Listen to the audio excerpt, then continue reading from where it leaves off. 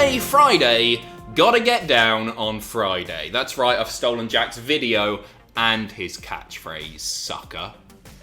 I'm a pathetic man. Let's take a look at the headline, shall we? A top NXT star could join AEW in the near future. More details on AEW Fyter Fest have been revealed, and we have the original plans for a recently released WWE Star. We'll tell you more in a bit. So we are starting with the news that a top NXT star could be joining AEW in the not too distant future. But we're not just talking about any top NXT star. We are talking about the top NXT star. Baby. Change the picture. Adam Cole could possibly be heading to AEW when his contract expires. It's been reported previously that Adam Cole's contract is due to expire in around August, September of this year. He hasn't re-signed yet. Speaking to the AEW Unrestricted podcast, Britt Baker, Adam Cole's real-life partner, she had the following to say about the possibility of Adam Cole heading over to AEW.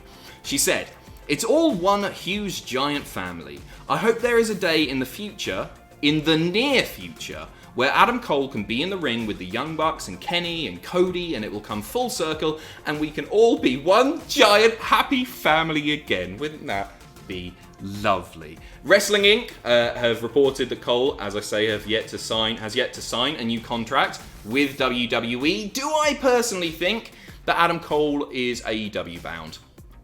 I don't think so. I've got a feeling this could be a sort of bargaining tool. Get everybody reporting on the fact that AEW could be signing Adam Cole, that his contract is due to expire, and make Vince and Triple H panic and get their wallets out. I think that's what may be happening here. You've got to imagine that Adam Cole is pretty happy. He is the longest reigning NXT champion in history, and you know, the creative has largely been really good. He's been having great matches, but maybe he got a phone call saying, "Hey, Adam, we're gonna call you up to Raw soon. So get excited. Yeah, you've got a match with Jinder. He's going over."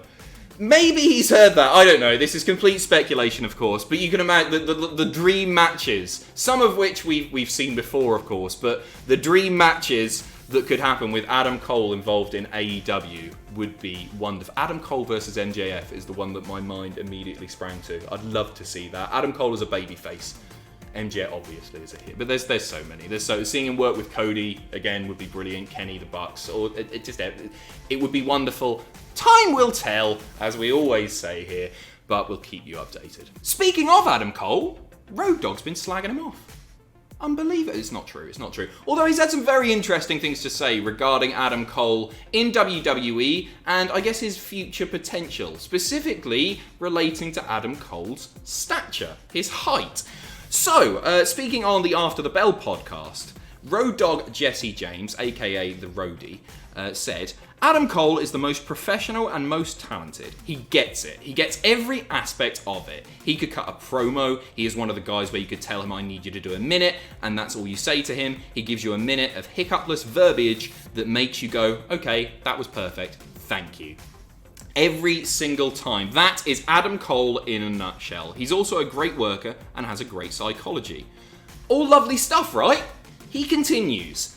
"If he was carrying Cross's size, he would be the Universal Champion right now. And if he wasn't, I would be wondering why. That's the kind of guy he is. That's the kind of human that he is." So, he's got all this going for him, right? But he's not quite tall enough. It's actually quite disappointing. I was disappointing to hear that this mentality still remains in WWE. I'm not surprised by any means, but we've seen it in the past where smaller guys who aren't 6'4" plus, do amazing things and become brilliant world champions. Rey Mysterio, Daniel Bryan, Punk, not a huge guy. It's baffling to hear that this is still the case when somebody has so much charisma. And I guess, you know what, it sort of plays into the previous story. If Road Dogg, a guy who is working in the Performance Center day in, day out, former head writer of SmackDown, works very closely with Vince, former producer, I think he still does a bit of that actually. But if he's saying these things and he's saying these things publicly, you're sort of telling Adam Cole, if his contract's about to expire, that, hey, you're only going to get this far. Once you leave NXT, that's it for you, buddy. Enjoy your solitary US title reign or something like that. Do you know what I mean? It's a weird thing to be saying, especially at this point in time. Maybe Jesse James didn't know about that. About the fact that the contract was soon to expire. But a very odd thing to be saying. It's very nice that he complimented him so much. But as I say, very disappointing that mentality still remains in the mind of one VKM. Next up, a couple of quick updates on Fyter Fest, AEW's upcoming 2-day pay-per-view taking place on the 1st and the 8th of July, and it's gonna be free! It's just on your telly boxes, thank you very much, Tony Khan. So, Dave Meltzer from the Wrestling Observer has noted that the July 1st show will air live. However, the July 8th show will be taped on the 2nd of July, and then air, obviously, on the 8th. It's being treated as a pay-per-view in terms of match quality and duration and the quality of the overall card, so that's exciting to hear. And we've got 2 matches confirmed so far. The first of which, Jon Moxley, the champion, taking on Brian Cage, who is cashing in his big stupid chip. And Adam Page and Kenny Omega, the tag team champions, taking on the Best Friends, who of course won that pre-show match at the last pay-per-view. So it's great. 2 days of free wrestling, free pay-per-view quality wrestling. You can't say fairer than that. Speaking of free, I'm really good at segues, guys. It's now time to talk about the WWE Network, which, if you're unaware, launched a free tier this week, which includes loads of original programming, select pay-per-views, recent episodes of Raw, SmackDown, NXT, all lovely stuff. Thank you very much, Vince. However, it does mean that there's been a pretty significant change to the WWE Network, especially for new users, and that is that they have scrapped the 1-month free trial, where you sign up, you include your credit card, and then they hope that you forget to cancel it, and then you just end up paying for it for like 6 months. This is interesting because this has been the basis of pretty much every video on demand service for an awful long time now. You look at your Netflixes, your Disney Pluses, they all have or continue to offer one of these free trials. And obviously, as I say, the goal is to get you to auto-renew and just forget about it. And it's a pretty successful business model.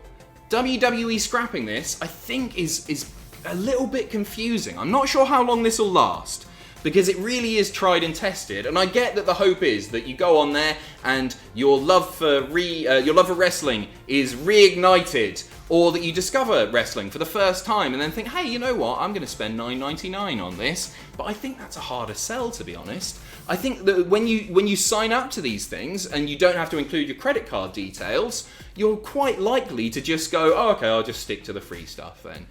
If they made you sign up with your credit card details at the start but promise not to charge you unless you upgraded, that this would make a little bit more sense, because then it could just be like a one-click process. But it's not. So we'll see how long this lasts. I think they'll revert back to it sooner rather than later, to be honest. It's been a staple of the WWE Network for a long, long time. They didn't launch with it, I don't think, but for many a year now, they have offered that free trial. They started, 4 or 5 years ago? WrestleMania was featured as part of it for the first time, and it was big news. You could watch WrestleMania for free. So a massive change there. If you haven't checked it out, by the way, already, if you don't have a network subscription, I would really recommend checking out the free tier, because there's a lot of great stuff on there for free. You can't say fairer than that, again. And we are finishing off with the original plans for a recently released WWE Star, but a recently released star that never got to shine especially bright. We're talking about Gronk. So this is from the Wrestling Observer Radio, where they say the Truth winning the title on Monday this week in such a nothing segment. If you've not seen it, Gronk was out there being a bellend, doing a TikTok video or something like that, and obviously, Truth rolls him up. The reason is a contractual one, essentially. It's because when he signed to play for the Tampa Bay Bucks, they told him in no uncertain terms that he was not allowed to wrestle anymore, hence the roll-up. But the original plan was for Gronk to win the title after signing at WrestleMania. He did that, and then at SummerSlam, he was going to be the big hometown hero, because it was in Boston. And then that would lead on to the next Saudi Arabia show, where he would be the big special outside celebrity attraction, they've called it.